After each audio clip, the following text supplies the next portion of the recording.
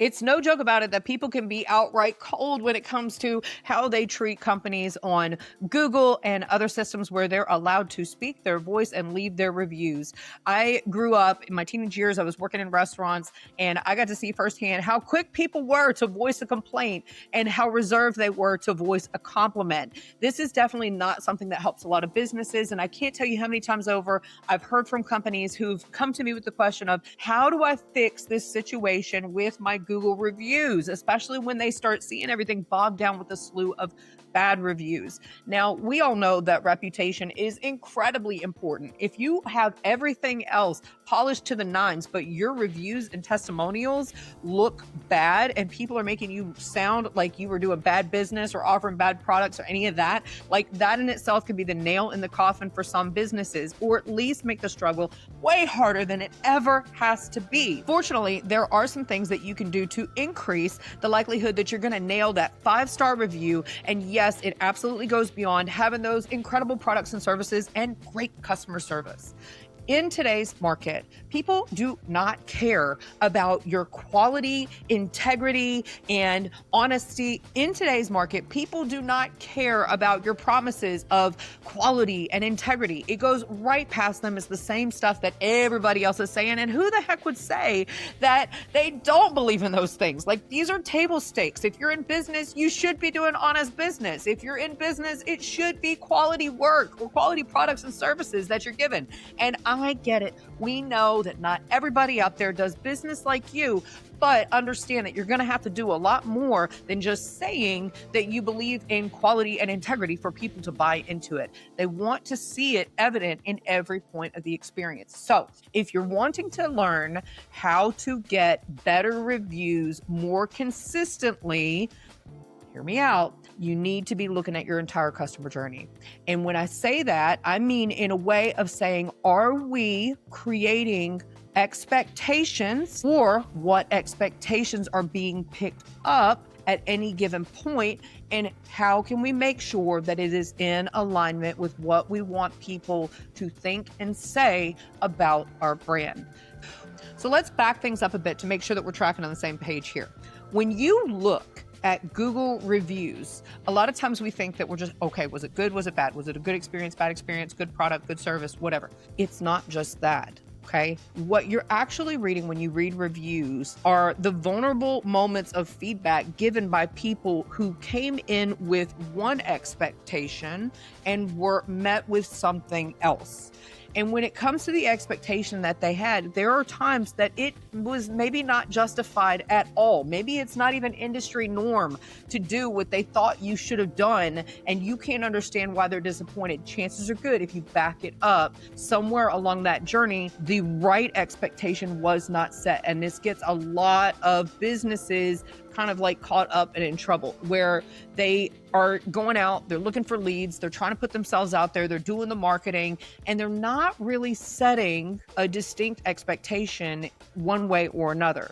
So when you don't create an intentional expectation, and yes, at every point in your customer journey, you leave people to guess. And when people have to guess, chances are good they will guess wrong. And then where you're going to end up with them by the end of that transaction, by the time you finish fulfilling the thing that you promised, you are kind of like, which way is it going to go? They could go either way. They could have been like completely blown away. They never expected it to be such an incredible experience. They're so happy they found you. And that may have been like you just doing stuff that's like, this is the norm. This is what every company in our industry does. They might be blown away by that. On the other side of that, you might have somebody who's like, oh my gosh, I can't believe it cost that much for that. Maybe they don't really understand what you do, what you're actually doing for them. Maybe they don't really understand what the process should look like or everything that's involved. You name it. Like, we could unpack that a million different ways, but when people are leaving those negative, nasty reviews, a lot of times it's because for whatever reason, they came in with an expectation and that expectation wasn't met. And then you're over here saying like, we did the job right. Like, that's the code, that's the standard. But They don't necessarily know that. And once that review goes up, you are hard pressed to get any of it taken down. Like for those of you that are like, hey, can I get a company that can come help me get all those Google reviews down? At least my own experience, Google doesn't want to take down any of it. Google does not get involved in your disputes. They're not hearing you when you say that it was per the contract or per the standard. They're not hearing any of that. The only time they're going to come in and take something down is if you jump through their freaking hoops, hoping that you get somebody and can prove that this was somebody that was actually trying to like slander your company or tear down your reputation or something like that, where it was blatantly foul play. Other than that, good luck. You're probably not getting rid of it. About the only thing that you can do at this point is make sure that all the reviews moving forward are freaking fantastic. So, tools for how to do that. I want you to start off by going on to Google and looking at your, not just your own reviews, but your competitors' reviews, or it could even be in, competitors in other states and other locations, right? The point is that I want you to be doing your recon work. I want you to be doing your homework on what people are actually saying, what things repeatedly come to the surface.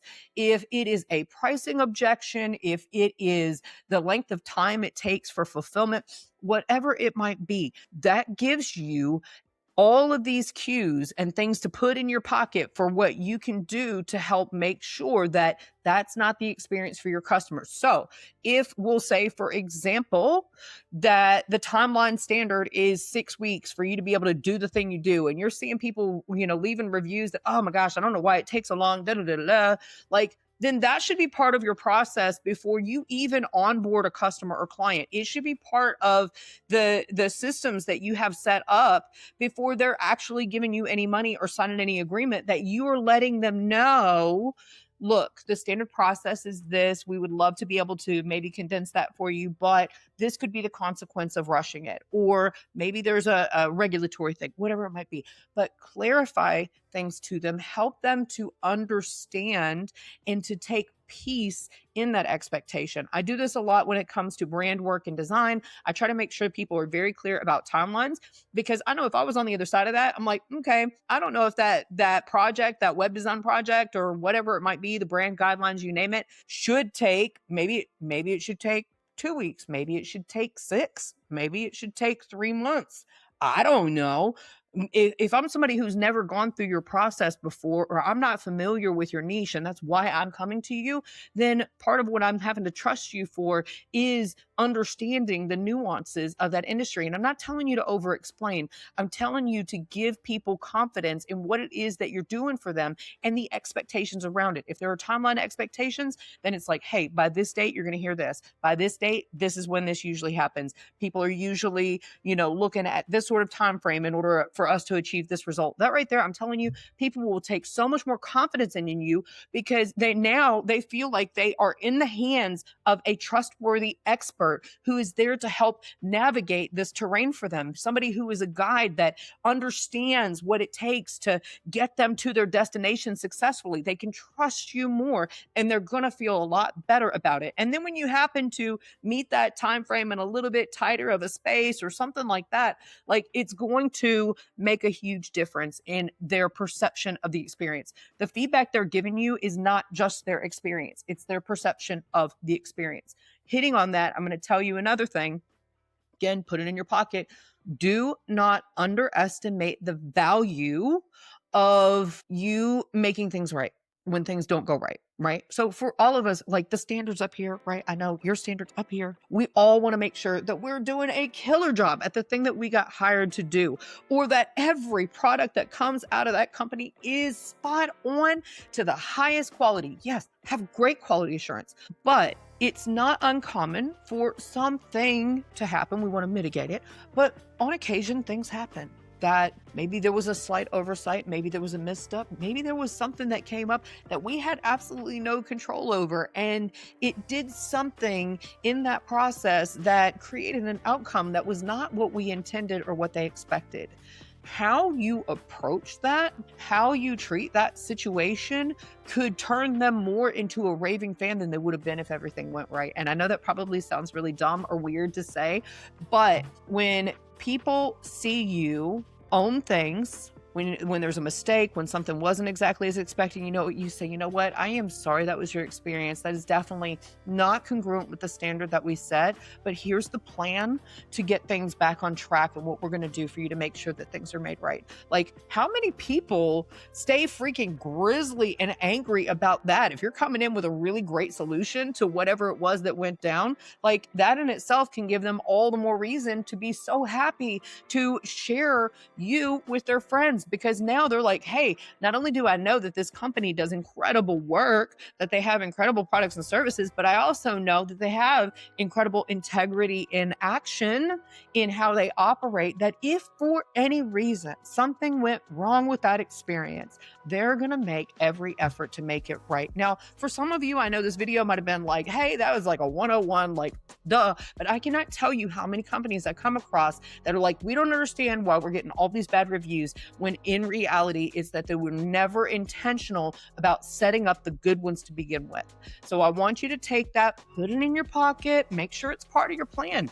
Look at the reviews that you have. Are they up to the standard that you are looking to operate your business at? And if not, what can we do to make sure that we're pulling up the entire customer experience in alignment with that? And then, of course, soon as possible, once we have them so happy that they gave us their yes, so they were so happy to cut that check and pay us and all that other stuff, then that's the moment that we're going to look to get that review. Even better bonus is like, if you can find a little extra way, and this depends on your niche, okay? Like, but if you are possibly like a consultant or somebody that is selling a high ticket offer, especially, but even if it's a low ticket offer, I would say, like, look for ways that you can impress with that tiny bit extra. I'm not talking about losing all your freaking revenue or your profit margin on all the, a bunch of freebies or something like that. And I'm not talking about compensating where there's a lack of confidence. I'm saying little thoughtful extras that say that you are different, you are set apart, and that you truly, truly adhere to a standard of excellence at every layer of your business. Then that's a really great moment to ask them to share their experience for other people who may be waiting to experience that with you too. If you found this video helpful, make sure you hit the subscribe button before you go so you can catch more on building a brand and a business you love.